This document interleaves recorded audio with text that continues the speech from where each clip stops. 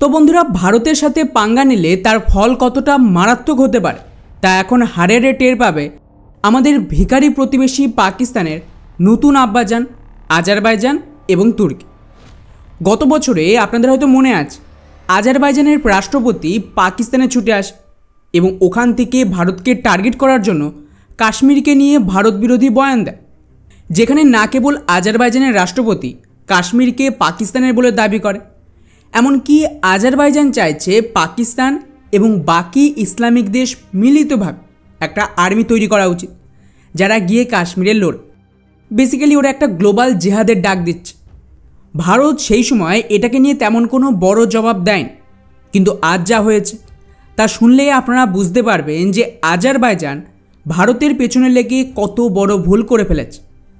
আজারবাইজানের রাষ্ট্রপতির পাকিস্তানে ভিজিটের সাথে সাথে ভারত ও আর্মেনিয়া, যারা আজারবাইজানের কট্টর শত্রু, দুই দেশের অফিসিয়ালরা গোপনে বেশ কিছু মিটিং করে এবং এখানে আর্মেনিয়া চাইছিল ভারত ওদেরকে এমন কোনো হাতিয়ার দেয় যা মেনলি আজারবাইজানের পুরো যে মেন রাজধানী রয়েছে সেখানে অ্যাটাক করে ধ্বংস করে দিতে পারে।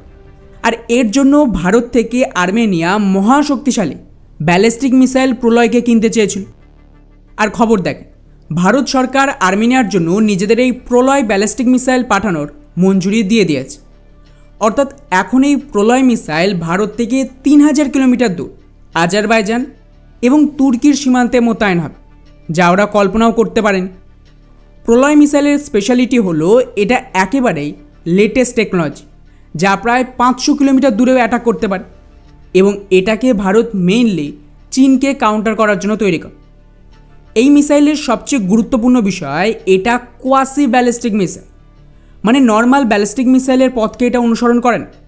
সোজা ভাষায় বললে, যেমনটা ছবিতে দেখতে পাচ্ছে, যদি নর্মাল ব্যালিস্টিক মিসাইলকে এই পয়েন্ট থেকে লঞ্চ করা হয়, এটা এইভাবে ব্যালিস্টিক ট্র্যাজেক্টরিকে ফলো করে এই পয়েন্টে গিয়ে হামলা করে। তো এটা এক্স্যাক্টলি কোথায় হামলা করতে পারে তা ক্যালকুলেট করা খুবই সহজ, যদি না এতে মার্ভ বা MIRV ক্ষমতা থাকে, যেমন অগ্নি 5 বা অগ্নি 6 রয়েছে। কিন্তু কোয়াসি ব্যালিস্টিক মিসাইলের মুশকিল হচ্ছে এটা নর্মাল ব্যালিস্টিক মিসাইলের পথকে অনুসরণ করে না, বরং এটা ম্যানুভার করে নিজের পথ পরিবর্তন করতে থাকে। তাই এটা কোন জায়গায় গিয়ে অ্যাটাক করবে সেটা ক্যালকুলেট করা একটু মুশকিল। উপরন্তু এই মিসাইল শেষ মুহূর্তে হাইপারসনিক গতিতে, মানে ম্যাক 5-এর থেকে বেশি গতিতে ট্রাভেল করে, ফলে এই গতিতে ম্যানুভার করলে একে ঠেকানো একটু মুশকিল হবে। এর জন্য হয় আপনার দেশের কাছে মাল্টিলেয়ার এয়ার ডিফেন্স সিস্টেম থাকতে হবে, যেমন ভারত, আমেরিকা আর ইসরায়েল বানিয়েছে, এবং তার সাথেই S-400 ক্যাটাগরির মিসাইল সিস্টেম। কিন্তু আজারবাইজানের বায়ুসেনাকে দেখলে ক্লিয়ারলি বোঝা যাবে ওদের কাছে এই ধরনের কোনো সিস্টেম নেই। আজকের দিনে মেইনলি আজারবাইজান 5 ধরনের এয়ার ডিফেন্সকে ব্যবহার করে। এক হলো ইগলা-S, যেটা ম্যান পোর্টেবল সিস্টেম, কোনো কাজে না। 2 হলো বাক M1, সেই 70-এর দশকের সিস্টেম, তাও আপগ্রেডেড নয়, যা এগেইন কোনো কাজের নয় এই ধরনের ব্যালিস্টিক মিসাইলের বিরুদ্ধে। 3 হলো S-125 নেভা, যা আরও পুরনো, সেই 60-এর দশকের সোভিয়েত সিস্টেম, এবং এগুলো মডার্ন ব্যালিস্টিক মিসাইলের বিরুদ্ধে কোনো কাজে আসবে। কাজের সিস্টেম রয়েছে দুটো, ব্যারাক 8 আর S-300। ব্যারাক 8-এর যে ভার্সন আজারবাইজানকে এক্সপোর্ট করা হয়েছে সেটা শুরুর ভেরিয়েন্ট, যা কেবলমাত্র ইসরায়েল তৈরি করে। এর সাথে ভারত ইসরায়েলের যৌথভাবে তৈরি ব্যারাক 8কে গুলিয়ে ফেলবেন। এটা mainly fighter jet, drone, subsonic cruise মিসাইলের বিরুদ্ধে কার্যকর।